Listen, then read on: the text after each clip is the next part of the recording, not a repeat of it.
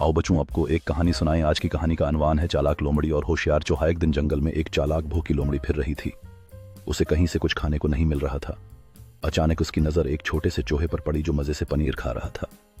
लोमड़ी ने दिल में सोचा, ये तो बहुत आसान शिकार है, उसे काबू में लाना कोई मुश्किल नहीं। लोमड़ी चूहे के पास आई और मीठी आवाज में बोली, अरे प्यारे चूहे, तुम बहुत होशियार लगते हो, क्या तुम मेरे साथ दोस्ती करोगे? मैं तुम्हें अपने पास से और भी मजेदार खाने दूंगी। चूहा समझ गया कि लोमड़ी की नीयत साफ नहीं है। उसे फौरन एक तरकीब सूझी। चूहा बोला, जरूर, लेकिन पहले तुम अपनी आंखें बंद करो, मैं तुम्हें एक सरप्राइज देना चाहता हूं। लोमड़ी ने लालच में आकर आंखें बंद कर लें।